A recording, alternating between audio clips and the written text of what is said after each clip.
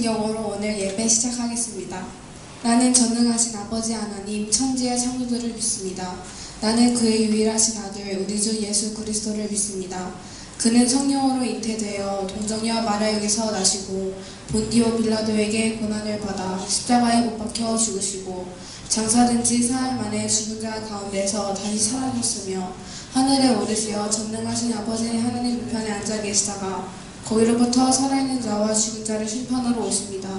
나는 성령을 믿으며 거룩한 공교회와 성도의 교제와 죄를 용서받는 것과 몸의 부활과 영생을 믿습니다. 아멘.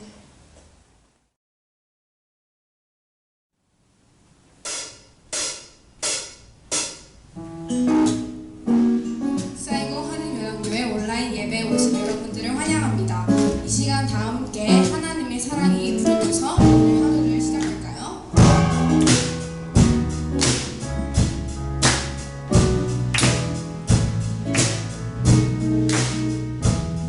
하나님의 사랑이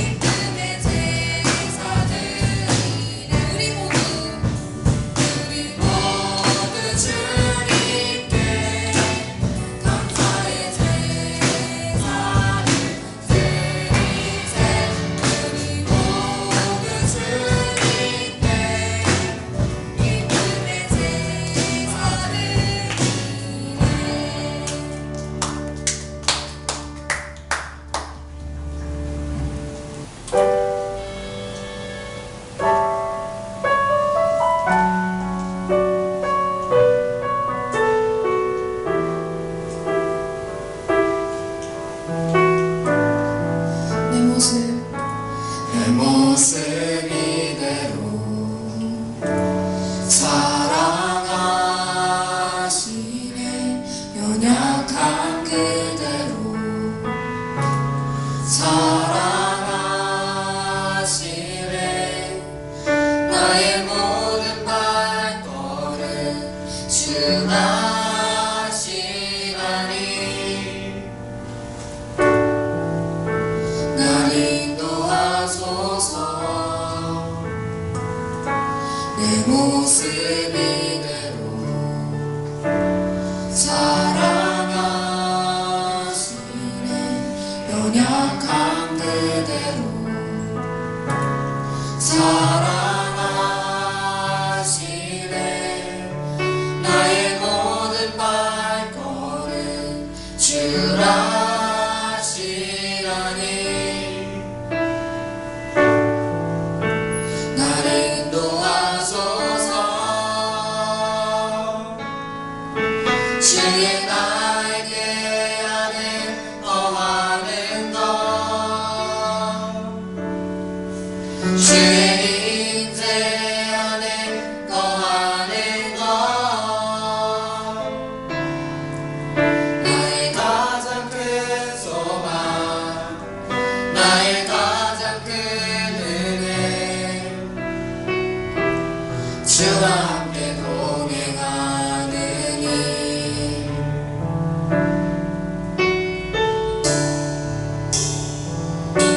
내 모습 이대로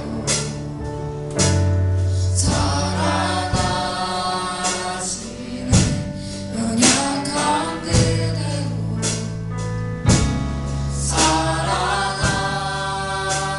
사랑하시네. 나의 모든 발걸음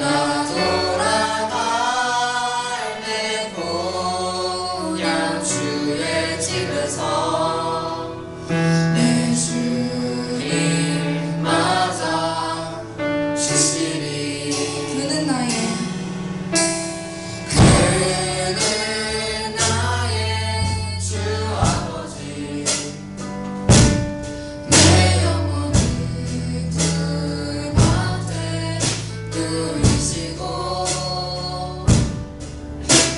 새와 나무의 노래로 내 맘을 위로하여 주시네. 양들이 주인 찾듯이 모직한 목자인 내 주님을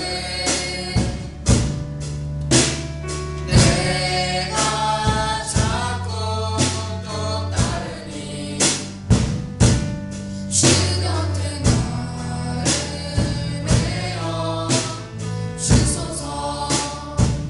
주는 내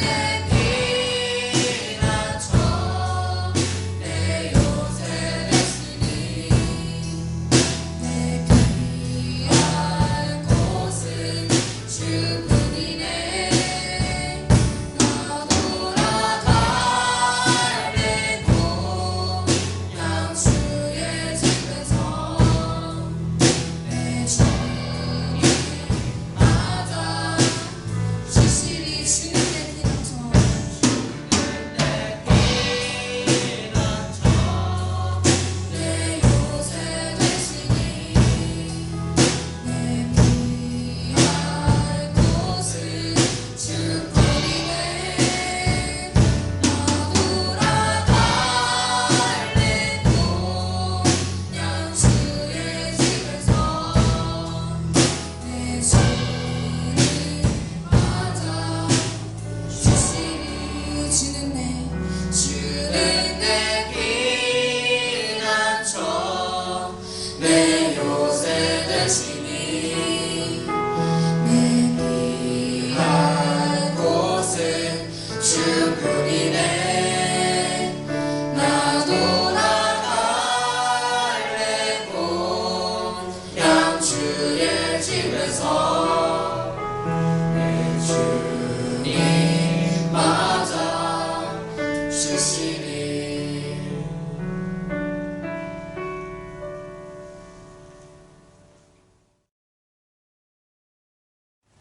기도드리시겠습니다. 하나님, 3월 첫째 주까지 저희를 안전하게 보호하여 주심에 감사드립니다. 한국 학교는 개학을 하였는데 코로나가 창궐하는 때 학교가 무사히 개학을 할 수 있게 해주심에 감사드립니다. 저희가 새로 시작된 학기에 잘 적응할 수 있도록 해주시고 바쁜 와중에도 주님을 잊지 않고 주님께 의지하며 살 수 있게 해주세요. 특히 11학년 학생들 모두에게 주님 함께하여 주셔서 열심히 공부할 수 있게 해주시고 원하는 바를 이룰 수 있게 해주세요. 말씀 전하시는 목사님 축복하여 주시고 저희도 주님께서 하시는 말씀 잘 경청하고 다음 한 주 동안 잘 적용하며 살 수 있도록 해주세요. 감사드리며 이 모든 말씀 주 예수 그리스도의 이름으로 기도드립니다. 아멘. 하늘에 계신 우리 아버지, 아버지의 이름을 거룩하게 하시며 아버지의 나라가 오게 하시며 아버지의 뜻이 하늘에서와 같이 땅에서도 이루어지게 하소서. 오늘 우리에게 일용할 양식을 주시고 우리가 우리에게 잘못한 사람을 용서하여 준 것 같이 우리 죄를 용서하여 주시고 우리를 시험에 빠지지 않게 하시고 악에서 구하소서. 나라와 권능과 영광이 영원히 아버지의 것입니다. 아멘.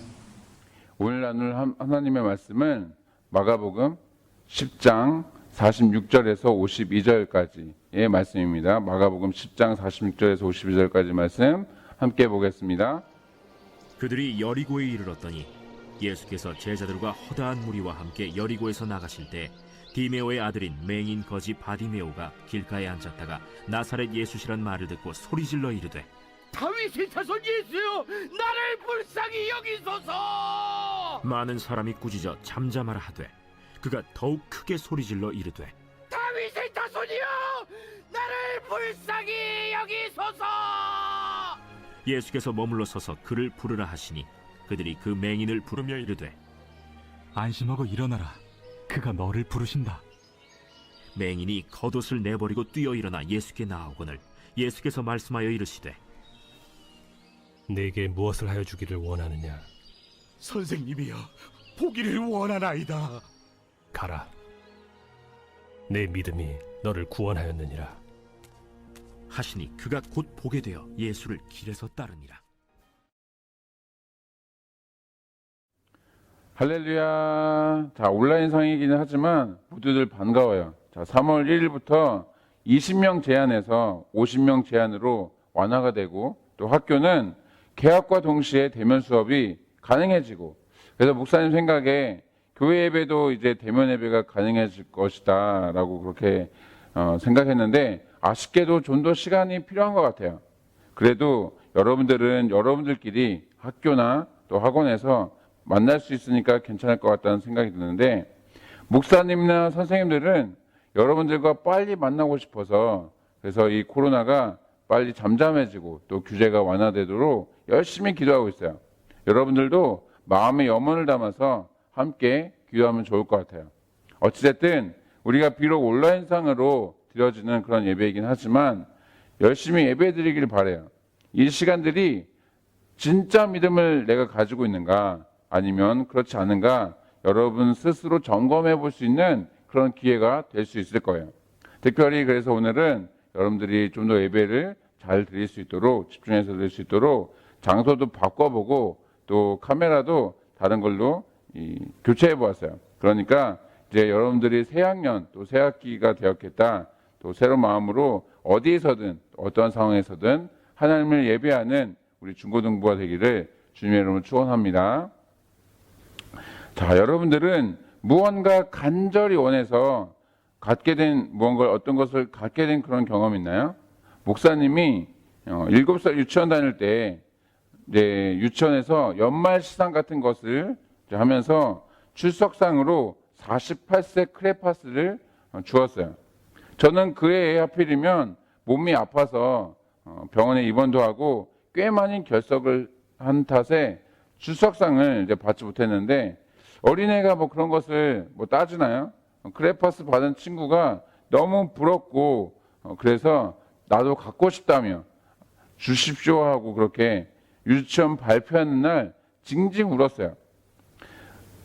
아무래도 유치원 발표를 하는 날이다 보니까 다른 친구들 또 동생들 그리고 그 아이들의 부모님 모두 와 있는 상황에서 좋은 날 저 혼자 울고 있으니까 유치원에서 얼마나 민망했겠어요. 그래서 저희 울음을 잠재우기 위해서 하는 수 없이 유치원에서 48세 크레파스를 주었던 것이죠. 또 한 번은 제가 초등학교 2학년인가 3학년 그 어린이날이었던 걸 기억하는데 당시 이제 버튼을 딱 누르면 뚜껑이 딱 열리는 그런 자동 필통이 유행이었어요. 저도 이제 그걸 갖고 싶어서 어린이날 하루 종일 자동 필통 사주세요, 자동 필통 사줘 이렇게 노래를 불렀어요. 자식이기는 부모 없다고 해가 저물기 전에 어머니께서 자동 필통을 이제 선물로 사주신 것이죠. 자, 이런 것들은 그다지 대단한 것도 아니고 또 비싼 것도 아니어서 어지간하면 부모님을 통해서 그 소원을 또 이룰 수가 있어요. 그런데 꽤 많은 비용이나 시간이 드는 것, 뭐 이를테면 뭐 세계일주 한다든지 또는 어떤 아주 힘든 노력 등이 소요되는 것이라면 재벌집 자녀가 아닌 이상에야 그것이 실현되기 어려울 것이에요. 하지만 그건 역시 하나님 앞에 기도하게 되면은 하나님께서 응답해 주세요. 하나님의 뜻에 부합되는 그런 소망이라고 한다면 하나님의 때에 이루어 주시는 것이죠. 그래서 바라기는 하나님의 말씀에 순종하고 또 열심히 기도해서 모든 바람과 또 소원이 여러분들의 삶 가운데 성취되는 일들을 경험하게 되기를 주님의 이름으로 축원합니다. 오늘 본문은 마태복음과 또 누가복음에도 똑같이 기록되어 있는 그 말씀이에요. 특별히 마태복음과 우리가 읽은 마가복음에서는 예수님께서 우리를 죄에서 구원하시려고 십자가에 못 박혀 죽으시기 직전, 그래서 예루살렘에 들어가시기 위해서 그 전에 일어난 사건으로 기록하고 있어요. 그러니까 어떻게 보면 대중들을 위한, 이스라엘 백성들을 위한 마지막 사역이라는 것이죠. 두어 가지 기록상의 특이점이 있는데 마태복음 20장에서는 한 명이 아니라 두 명의 맹인이 등장하고 있다는 거예요. 또한 마가복음과 누가복음에서는 예수님께서 말씀만으로 너의 믿음이 널 구원하였다라고 이렇게 말씀만으로 치유하신 것에 비해서 마태복음에서는 예수님께서 직접 손으로 만지셔서 이렇게 다시 보게 하시는 것을 볼 수가 있어요.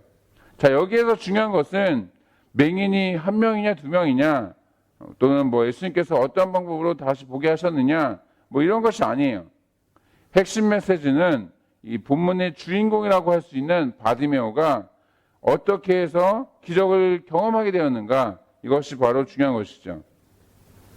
사실 소경 바디메오는 평범한 사람은 아니었어요. 신약에서 앞에 바라는 글자가 붙으면 그 뒤에 나오는 사람의 아들이라는 뜻이에요. 예를 들면 사도행전 13장 6절에 보시면 자칭 바예수라는 거짓 선지자가 나오는데 이것은 예수의 아들이라는 뜻이에요. 그러니까 바디메오는 디메오의 아들이라는 셈이죠. 자, 그렇다면 과연 바디메오라는 사람은 누구인가? 여기에는 여러 가지 주장들이 있어요. 디메오라는 사람 역시 소경이었을 것이다. 그래서 소경의 아들이 소경으로 태어나서 바디메오는 매우 불행한 삶이었다라고 이렇게 주장하는 것이죠. 또 바디메오가 거지 맹인으로 소개되고 있기 때문에 그의 아버지 디메오도 역시 거지였을 것이다 라고 그렇게 말하기도 해요. 한 가지 더 이야기한다면 디메오라는 말은 불결하다, 더럽다 라는 뜻을 가진 타메에서 유래된 그런 단어예요. 그 얘기는 이 사람이 거지였거나 또는 문둥병처럼 불결한 사람을 취급당하는 그런 질병에 걸려있는 사람이었을 수도 있다라는 것이죠. 자, 지금 이야기한 이 세 가지 중에 무엇이 됐든 이거 하나만은 분명해요. 모든 사람들에게 거리낌을 당하는 사람이었다라는 것이죠. 당시 유대주의 사상은 가난하거나 또는 특정 질병에 걸렸거나 신체적 장애를 갖고 있는 사람들은 그 부모나 조상 때부터 하나님 앞에 지은 죄가 많이 쌓인 그 죄의 결과로 그렇게 된 것이다 라고 여겨졌어요. 자, 그런데 바디메오의 경우에는 사람들에게 구걸해서 겨우 먹고 살 정도로 완전 가난한 거지에 또 앞을 보지 못하는 그런 신체적 장애가 있다 보니까 불우한 삶을 살고 있었어도 사람들로부터 불쌍히 여김을 받거나 그 여김을 받지 못하고 업신여김 당하며 살았던 것이에요. 자, 더군다나 거지에다가 소경이다 보니까 앞을 보지 못해서 제대로 씻지 못해서 냄새도 났을 것이고 몰골도 깨끗하지 못했을 거예요. 그러다 보니까 누군가가 가까이 가서 도움을 주기에는 부담이 있는 것이죠. 이러한 부분을 바디메오 자신도 잘 알았을 것이기 때문에 쉽사리 다른 사람에게 나아갈 수 없었던 것이죠. 자, 이러한 상황과 배경 속에서 바디메오는 어렸을 때부터 아무런 소망 없이 삶을 살았을 거예요. 내가 왜 소경으로 거지로 살아가야 하는가 전혀 이해할 수 없었겠죠. 처음에는 자신을 낳아준 그런 부모님도 원망했다가 또 자신이 태어난 날을 저주하였다가 이윽고 마침내는 하나님을 원망하며 또 불평불만을 늘어놓기도 했겠죠. 마음 같아서는 스스로 목숨을 끊고 싶기도 했었겠지만 자, 그러면 어떻게 돼요? 이 사람도 역시 이스라엘 백성이었기 때문에 그러면은 내가 죽어서 지옥 가게 될 것이다 라는 그런 생각이 있기 때문에 그러면 살아서나 죽어서나 계속 고통과 또 환난의 연속이어서 그래서는 안 되겠다라는 그런 생각이 있기 때문에 비루한 삶을 하루하루 연명했을 거예요. 그러던 어느 날 귀를 쫑긋하게 세우면서 집중하게 되는 그런 이야기를 듣게 되었어요.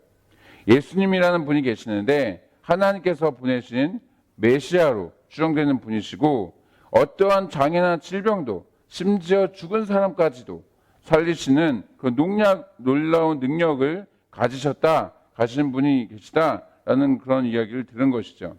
그런 얘기를 처음 들었을 때 과연 그러한 사기 캐릭터가 있을까? 그런 사람이 있을까? 이렇게 반신반의했겠지만 하도 많은 사람들이 증언하고 이야기하고 그러던 것을 듣다 보니까 어느 틈엔가 그 안에 믿음이 생겼겠죠. 하다못해 지푸라기라도 잡는 심정이 있었을 거예요. 그래서 내가 살고 있는 동네 이 여리고에는 한번 안 오실까? 언제쯤 오실까? 이렇게 마음속으로 원하고 또 바라고 기도를 했겠죠. 자, 이 바디메오의 간절한 기도가 하늘에 닿고 또 예수님께 도달했는지 예수님께서 오신다라는 소식을 듣게 되었어요. 바디메오는 앞이 보이지 않고 또 사람들에게 다가가서 무언가 물어볼 수 있는 그런 입장의 사람이 아니다 보니까 예수님께서 오신다라는 그런 정보를 입수하게 된 순간부터 예수님께서 다니시는 그 모든 행보에 대해서 사람들이 나누는 그런 이야기를 집중해서 열심히 들었을 거예요.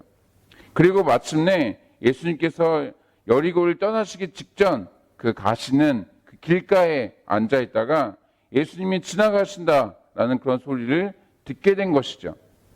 그 순간 바디메오가 어떻게 했나요? 자, 우리 함께 본문 47절과 48절 말씀을 함께 읽어보도록 하겠습니다. 본문 47절과 48절 말씀 함께 읽겠습니다. 나사렛 예수시란 말을 듣고 소리질러 이르되 다윗의 자손 예수여 나를 불쌍히 여기소서 하거늘 많은 사람이 꾸짖어 잠잠하라 하되 그가 더욱 크게 소리질러 이르되 다윗의 자손이여 나를 불쌍히 여기소서 하는지라. 바디메오는 소위 말해서 젖먹던 힘까지 써가면서 자신을 불쌍히 여겨주시도록 죽기 살기로 소리쳤어요. 다윗의 자손 예수여 나를 불쌍히 여기소서 이렇게 외쳤다는 것이죠. 자, 왜 이렇게 해야만 했을까요? 자, 하나는 그만큼 바디메오가 절박했다라는 것이고 또 다른 이유는 바디메오가 앞을 보지 못하는 그런 사람이다 보니까 예수님께서 자기 앞으로 지나가시는지 아니면 저 멀리 지나가시는지 어디쯤 계신지 알 수 없으니까 있는 힘껏 외친 것이죠. 자, 여기에서 세상 사람들과 예수님의 서로 다른 반응이 나오는 것을 우리는 볼 수 있어요. 생명에 대한 안타까움, 하나님의 사랑과 긍휼 이런 것이 없으면 설령 하나님을 믿는다라고 하더라도 세상 사람들과 다를 바가 없어요. 사람들은 거짓맹인 이 바디메오의 외침에 대해서 행여 예수님의 신경을 거스르게 할까 싶어서 조용히 시켰어요. 왜냐하면 앞서 언급했던 것처럼 그를 저주의 대상으로 여겼기 때문인 것이죠. 하지만 예수님께서는 가던 길을 멈추시고 바디메오를 예수님 앞으로 이렇게 오게 하셨던 것이에요.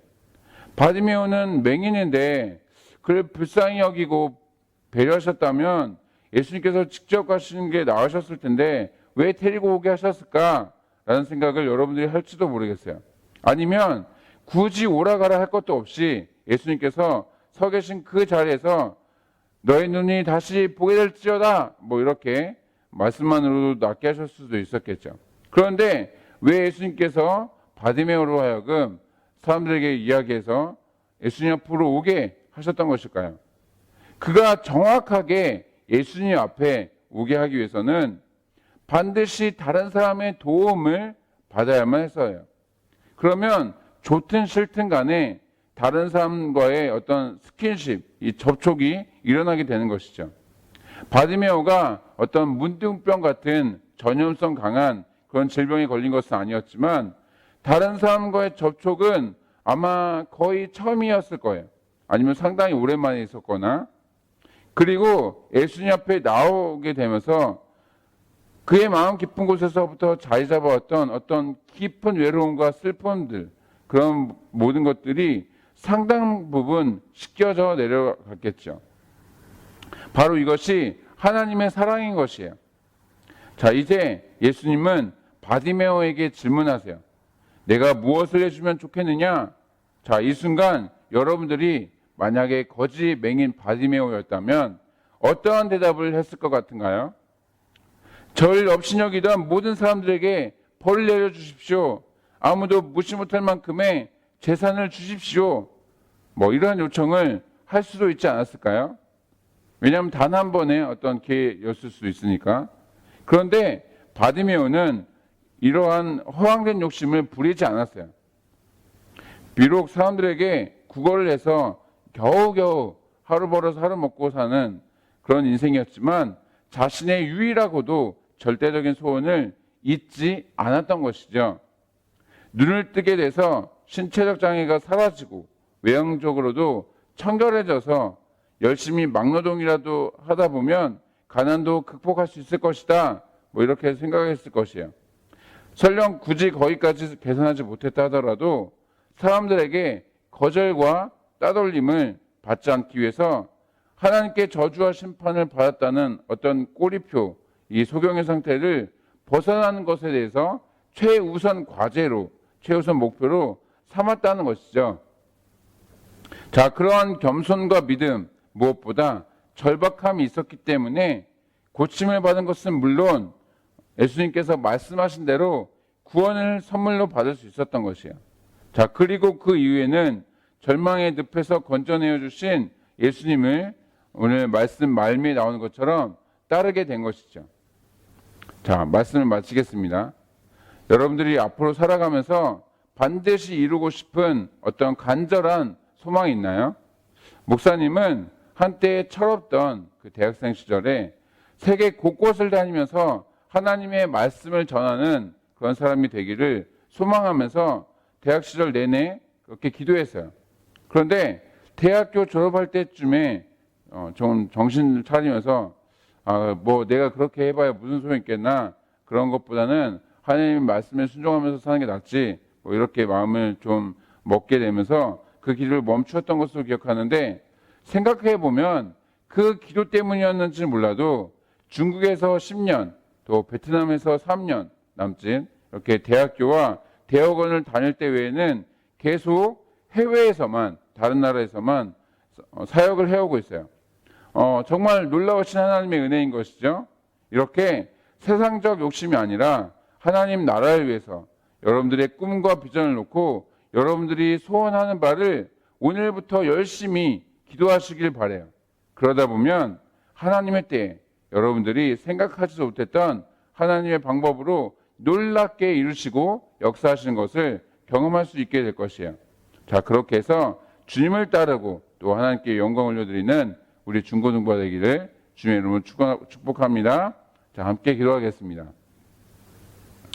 사랑의 아버지 하나님, 우리 중고등부 학생들이 그 마음 가운데 소원이 있고 또 소망이 있고 여러 가지 꿈과 비전이 있을진데 그 모든 것이 하나님의 뜻 안에서 이루어지고 또 성취될 수 있도록 하나님 앞에 열심히 기도하는 우리 중고등부 학생들 될 수 있도록 함께하여 주옵소서. 그래서 그 간절한 소원을, 바디메오의 소원을 예수님께서 들어주셨던 것처럼 우리 중고등부 학생들의 마음 가운데 있는 그 모든 마음의 소원함들도 하나님의 때에 하나님의 방법으로 이루어지는 것을 경험하며 또 주님께 영광 올려드리는 우리 중고등부 학생들 될 수 있도록 주님 함께하여 주옵소서. 감사를 드리며 사임하신 예수님의 이름으로 기를 좀 나이다. 아멘. 이 시간 함께 봉헌 찬송 드리면서 준비하신 예물 하나님 앞에 정성껏 마음 모아 뜻 모아 하나님 앞에 드리도록 하겠습니다.